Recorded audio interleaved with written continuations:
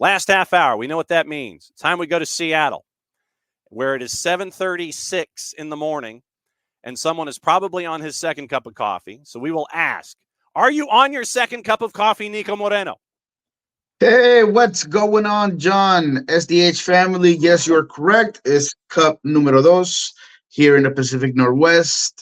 It was a lovely night, lovely day yesterday after watching Colombia play a fantastic game. And today we wake up with all of the blessings and all of the smiles in the world.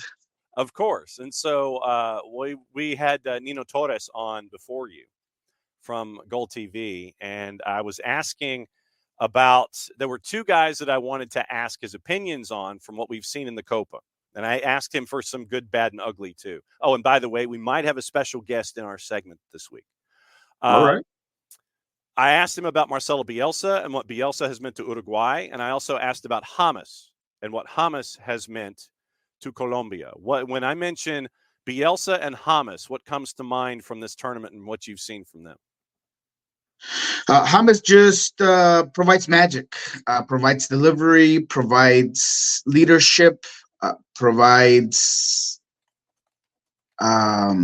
sacrifice, and that's just who James is with the national team emblem in his chest. I mean, that's exactly what it is.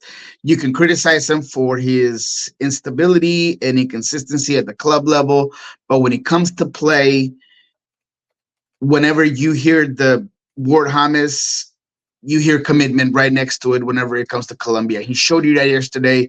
His intensity, his ability to control the pace, his ability to distribute, he's just unbelievable. And you saw the big drawback that pulling him off the field has for Colombia. That's going to be a challenge they're going to have to figure out. And when it comes to Bielsa, it provides brilliance and confidence, and it embodies and amplifies everything that Uruguay can do.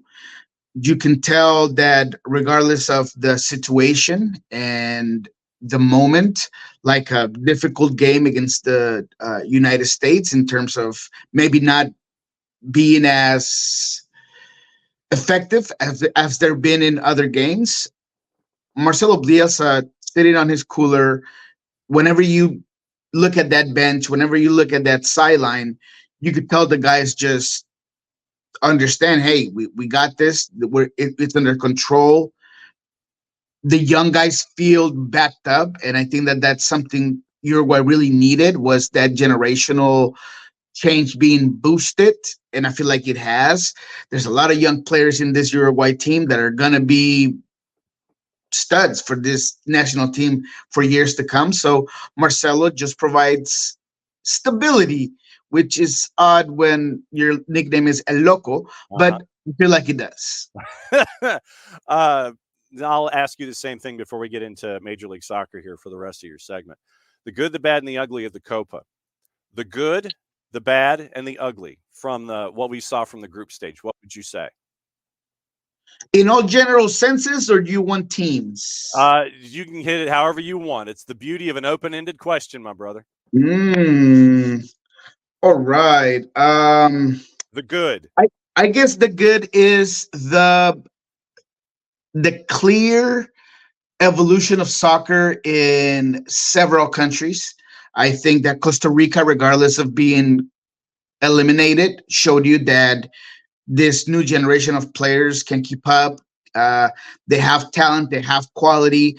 I thought Costa Rica was going to eliminate Brazil yesterday. I mean, if Costa Rica had 2 goals within, 12 minutes, they continue to put those in. And there's a grim situation for Brazil if they lose to Colombia. So I thought that yesterday, Alcocer making that goal and the way that one came out about, a young player that's going to be a generational player for Costa Rica, essentially, was important. Venezuela, for all those doubters, all those people that maybe had not seen this team and didn't watch him on a consistent basis and didn't know guys like Bello and didn't know guys like Machis, and maybe the quality of an experienced and another guy that embodies commitment to that flag, that shield, who is Salomon Rondon. If you had not seen him and you didn't know this Venezuela team, then now you have, and it shows that growth in so many soccer nations, and I think that's my biggest take from this one. The ugly for me would be the refereeing. I think that the refereeing has been atrocious. It's been, you know, almost insulting, Mm-hmm. from the demeanor, the VAR. I mean, look, say what you will about that USA Uruguay game. I understand the US did not get eliminated because of poor refereeing. They got eliminated because they were unable to beat Panama and hold the lead, regardless of having one less man on that field. But the refereeing was awful. Yeah. I mean, it was disgusting. And that guy should not be able to ref a high school game from here on out. And it was just everything that has come with CONMEBOL and CONCACAF in this tournament, because that's not the only bad call. That's not the only bad managed game that we've had in Copa America. So that's been the ugly for me. And then what's the other one? Bad. The bad. The bad could be easy. The bad could be the two host nations being eliminated, because I say two because the US and Mexico could very easily have been called host nations, right? Yeah. On one side, US national team eliminated with their golden generation in a very beatable group. The way that it came about, the inability to score, the problems that you see coming forward because you don't really know what's going to happen with Greg. You start doubting everything about your current leadership and current process that you've kind of been building. A guy that you held on even after there was some controversies and he was supposed to be your guy. So now you're doubting that decision to keep Greg. And on the other hand, Mexico, you were warned, you were told, I mentioned it, that we're going to flame out. And they did. And the ugly is an awful, sad soccer talent pool of players for Mexico. If you didn't know that Antuna is a guy that was limited, now you know. If you didn't know the Alexis Vega was a guy that has peaked, now you know.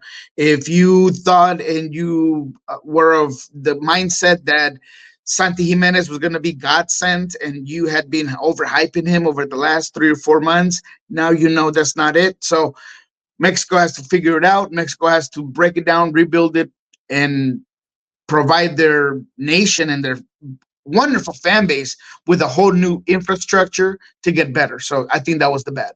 All right, Jared has joined us. He's not the possible special guest, but Jared's crashing with us. No, I'm not special here. No.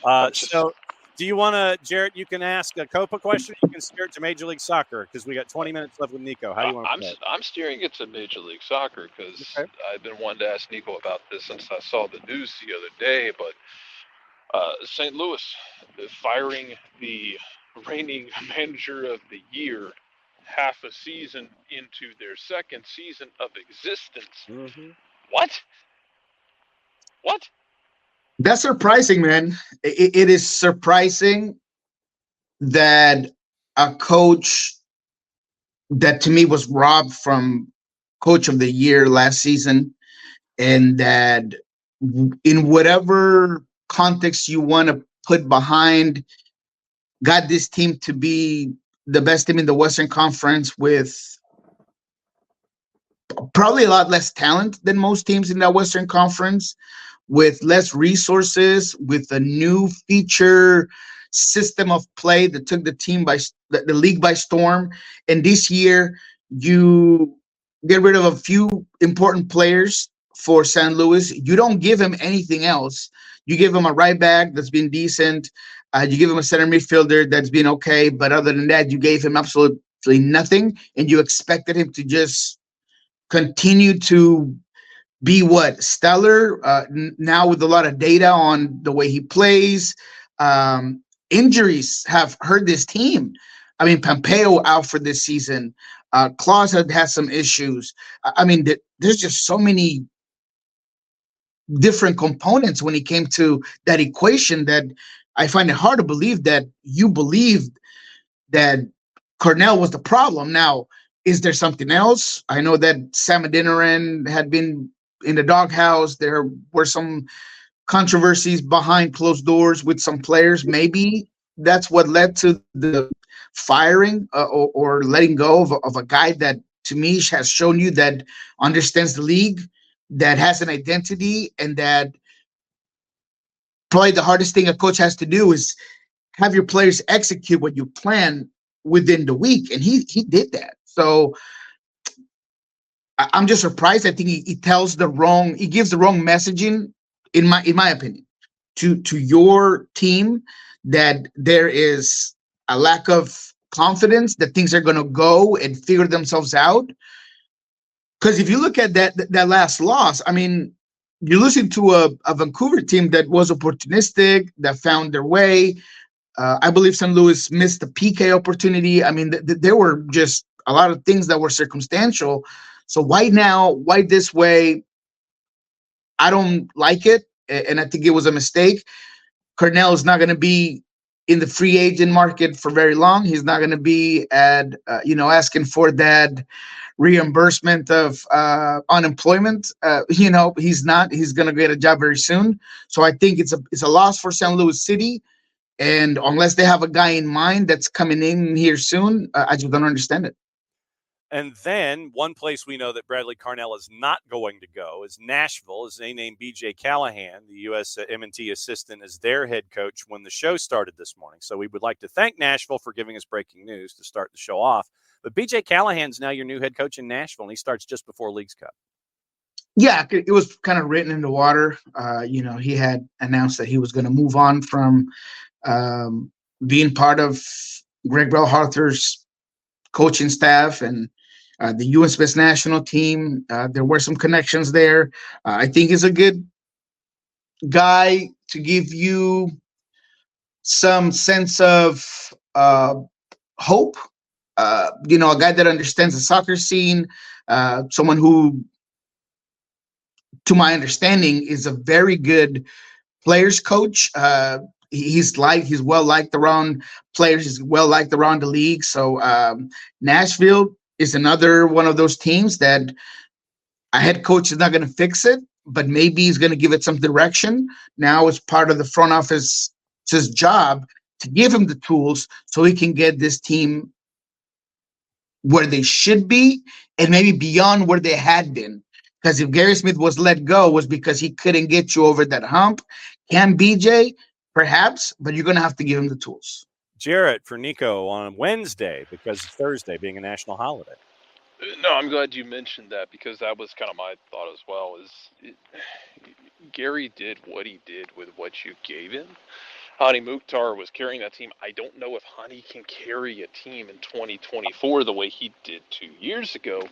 Not to say like it's a one-for-one to Carlos Vela. When he was at LAFC, he's just not the same guy. Like, guys can't carry it the same way. I have the same questions that you do about the investment and how much you're willing to give those guys. For your and this segues into my question for you. I mean, we know, like, here locally, the summer window's huge. What are some other teams you're looking at in this summer window who could make or break their fortunes for 2024 in the biggest way? I mean, there's quite a few. Let's start with Nashville. I mean, you saw them against Inter Miami play Sam Surridge out wide, which was very odd to me, but that's kind of what they had to work with. I thought he did. I thought he played well, actually. I was very surprised. It's not something that I thought he had within his play, and he did it well. But they're going to have to add up a winger. They're going to have to figure out if Sam Surridge is going to be a player you're willing to sacrifice out wide. Then are you going to go get another 9? I mean, there is question marks, in my opinion, in terms of that midfield. The center defensive midfield position, you're going to have to figure out. You're going to have to revamp that position as well, especially when you're kind of noticing the problems you've had with just ball control and tempo control within Nashville. Now we'll wait and see what BJ wants to implement as his soccer module, which is going to take some time. But I think that's going to be one team. Um, Houston, Jesus. Houston is a team that is going to really need to go out there and find themselves a big nine. I guess Ponce is the guy that's going to come in. Pereira has looked good, so maybe they feel comfortable there. But I feel like adding another piece to a team that has looked really good. I was watching that Charlotte game, and I was pretty satisfied with the style of play that Ben Olsen, which is just blows my mind that I'm saying this, but they just play well. I mean, they hold the ball. They have long spells of possession. Hector Herrera has looked fantastic. It seems like that competition level has really helped Ferreira. Latif Blessing all of a sudden is starting to kind of reignite his MLS career. So there's a lot of good things happening in Houston. I feel like bringing in a guy in this summer window is really going to push that team to maybe be a contender and maybe break that line of the three top teams in the Western Conference that seem to be at a whole different level. Maybe Houston and Colorado can get there with that. So Houston is a team that I'm looking at. I think Charlotte, going back to what I had said as well, bringing in a 9 or a playmaker, at least a 10, would help a team that is organized, that really maybe been the surprise of the tournament so far, if you really look at it, with the players they have, the effectiveness that they've been able to do things with. That's a team that I'm looking at really benefited from this summer window. And then the pumpkin that struck midnight, which is Minnesota United. I told you about this team. I thought that they were overperforming. I thought that it was going to, at some point, that enchantment of surprise was going to all come to an end, and it did. Now Arriaga's leaving. You got to figure out, you got some DP spots open. So that's a team that it's going to need to really do some hard work, maybe even think about bringing more quantity instead of quality and fill in some of these holes, because if Minnesota continues to go on this path with the roster they have, they're not going to make the playoffs. And as much as I know that they were going to be that head scratcher, and I told you guys that, they really need some huge talent boost in order to just keep up in the Western Conference. So then what's going on with you up in Seattle with all of the chaos that's been happening off the field? What's the update on where things stand about players who were left out, who were coaches' decisions, not suspended, but coaches' decisions for not being a part of the active roster last time out? What's the update up there? Well, both players were back. Nuhu and Raul Ruidiaz were at training. A very short answered Brian Smetzer said, they're back. We're good. They played well. I asked him, and I was hoping he gave me a better answer, but I wanted to know, was it worth it? Did you get what you needed out of sitting these two guys? He said, yes, I did. Move on. So we didn't get much from Brian, but so far, so good. It sounded, per a couple of sources, that they were both standouts in practice. I'm sure they have a chip on their shoulders.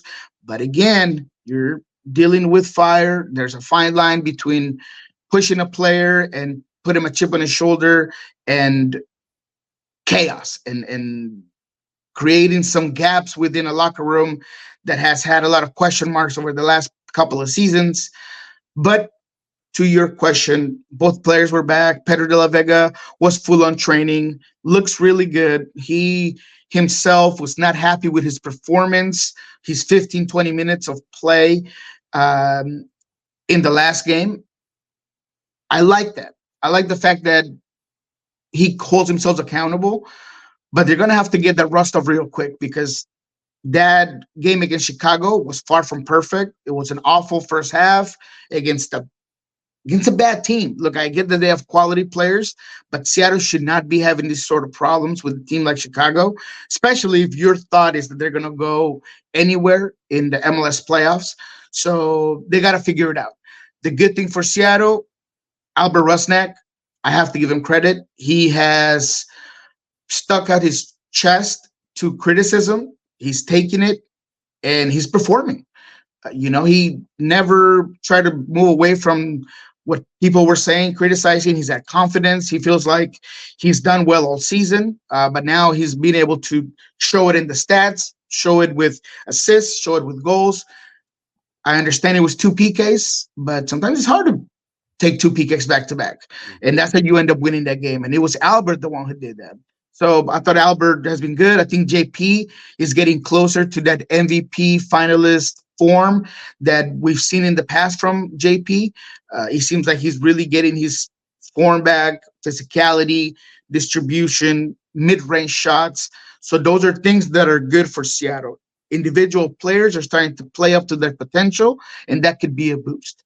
Am I saying that I'm ready to tell you that this team is going to go on a streak and a row of games of where they're going to be unstoppable? Absolutely not. I still have my doubts. I still think that there's a lack of consistency game to game. You cannot have, and I've said it 1,000 times, 15 minutes of great play, 90 minutes of great play, and not be able to translate that into the next game. I think having consistency is key. Now they're going to be hosting a New England Revolution team that has had ups and downs. They've looked really good. They've looked really bad. Obviously, no Carlos Hill last game. Don't really know if he'll be there in this one. So that's going to be a big factor on how good or how difficult this team can be.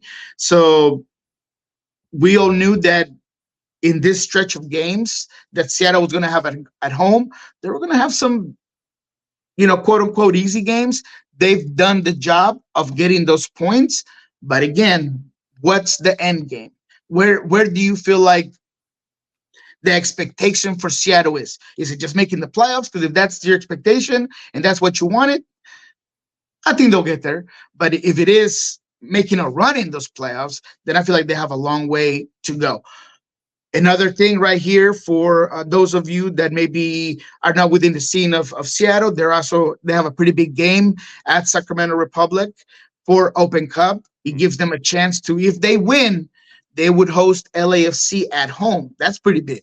So whether it's LAFC going to Starfire, because they're going to have to go to Starfire, it's going to be pretty funny watching Hugo Lloris and Buanga and I don't know, maybe Giroud being in a semifinal of Open Cup at Starfire, which if you haven't been, it's a pretty rustic stadium, very small, very narrow. Locker rooms are not, your English Premier type. It ain't Lumen Field, brother. That's one thing. It is not Lumen Field, and apparently there's a concert at Lumen Field. Metallica's going to be at Lumen Field. So there is no way that you're going to be able to play at Lumen. So I talked to Jeremiah Oshan. He told me that there was they had to put in a waiver to play at Starfire because the expectation was that they were going to play that game if they got to play that game at Lumen Field. So it's going to be an interesting couple of weeks for this team. I've said it before. I feel like the best scenario for this Sounders team is putting all your eggs in the Open Cup basket, hoping to get a title. Is a couple of games and you're in the final. That's going to be the way to kind of save this season. But they haven't quite given up on MLS, and I feel like they're doing enough to stay relevant. Jarrett with Niko, go for it. Yeah, I actually wanted to ask you about a team we talked about a minute ago in Colorado, and it's taken them a little bit of time this year to get this project off the ground, but they're finding traction, I guess, for lack of a better word. Can this be an example for some other clubs in the United States, maybe elsewhere, of if you are feeling rudderless, get a plan, spend some money, and be patient with it and see what you can develop instead of panicking and just throwing out the bathwater almost instantaneously when it doesn't work in the first 2 months? Yeah, I mean, absolutely. And, Colorado, they've had some inconsistencies of their own. I mean, you look at that hat trick game by Bogut's will tell you that, they've had some issues. I thought that their Houston game a couple of weeks ago was also pretty bad. So Colorado at least has shown you that if you are willing to invest in the team, invest in a head coach that has an ideology, and like you said, Jared, I can manage to understand that there's going to be a learning curve and you might run into some difficult games and some moments where you feel like nothing's really working, as we did earlier this season and as we have here in a couple of games. Having those investments and bringing those players that are also cohesive with the ideology of the coach can turn a team around. I don't think Colorado has been as interesting as they have this season in a very, very, very long time. Even when they've had, good coaches like Frazier, I think he's a great coach. But I think this year there's better quality, there's talent, they're exciting to watch, and they seem to be, at least for the most part, in every game. They're not going to get played out of the field. Maybe they did against LAFC, but that just happens. But in terms of your question, I think that a lot of teams should take that into consideration. Nashville, maybe, go and spend some money and figure things out. San Jose, you too. I'm talking to you. Good luck on that, brother. You awful, terrible market. And stop, letting go of coaches when you're not giving them, what to play with. It's just so funny to me that the easiest thing to do is to let go of a coach, but nobody's going to be able to get your team right if you don't have enough talent. Well, strange, when your owner also owns the Oakland A's, and we know the level of investment that he's showing there, moving them to Sacramento. Cliffhanger, we're going to kind of shorten a little bit. There's one game that I want, because there are interesting matchups, but not really one that we can sit there and lay out. But cliffhanger this week is El Tráfico on July 4th. It is the late game, 10:30 Eastern time from the Rose Bowl in front of 9 gazillion people. LAG is a plus 183. Draws a plus 286. LAFC is a plus 125. El Tráfico, Niko, what say you? Woo! That's a good one, man. That's, I love that 4th of July El Tráfico. I think that's fun. Both teams have been on a row. LAFC, 11 straight games with wins, if you count Open Cup games. They have been really dangerous and effective on the attacking end. 14 goals in their last 5 games. I feel like Dennis Bouanga has grown into this distributor and volume creator that is going to be real difficult for LAG to kind of hold on to. But LAG is no slough, and they are going to be in there for vibes. I mean, Ricky will be back. Ricky is the guy that's willing to be that villain, El Payaso. He kind of embodies these sort of games. So seeing him probably start this game is going to be interesting, regardless of how good Fagundes has been and how maybe structurally sound the LA Galaxy have looked with Fagundes running the show. But I feel like Ricky, this is what you brought Ricky for. This is what Ricky is supposed to do, is come up with these big games. So in terms of the juice boxes, man, regardless of their last game being 2-1, I am going to go, and I want you to tell me what the over-under is on the goals. Got it. But I'm going to go with LAFC. I think LAFC is they're going to continue their ability to play against the ball, their ability to just kind of adapt to different games. I think Atuesta was a huge home run for this team. He's really helped out Ilya Sanchez. I feel like he's given him a lot of balance and a little bit more of a hold-up play, and a guy that really brings out the ball clearly from the back end. So with Bogut's current form and Bouanga, I feel like they're going to give LAG some real trouble. I see this as a 3-2 win for the LAFC. Okay, so then if you see it as a 3-2 win, and getting LAFC on the plus side. That's always a good thing to start off. You get LAFC on the plus. Since you're saying 3-2, 4.5 is a plus 243. I like it. I like it. Yeah. Give me the 4.5 and give me LAFC. We're gonna let our money roll. Last week we went with the goals for Columbus, and we picked Columbus. That was a 5-1 win. We did pretty good on that one. So we're going to let that roll. We're going to stick with the goals. We're going to go ahead and go with a big goal game in this El Tráfico 4th of July at Rose Bowl. I think it's going to be an exciting game. So absolutely, let's go for that. All right, so what's going on with Pulso Sports and Soccer Bar, my friend?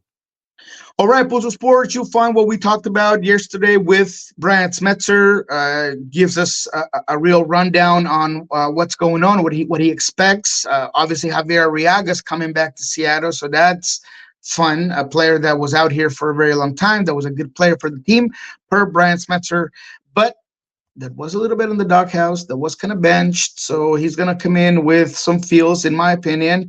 He's going to want to maybe get a goal or get a pass to a goal from his center back position. So you can find that at Pulso Sports, as well as Paul Rothrock. We got to talk to Paul.